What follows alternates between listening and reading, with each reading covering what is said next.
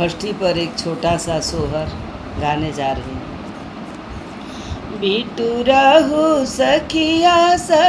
ले हरी बिटू रहू गोतीनी हो ये सखिया हाथ ले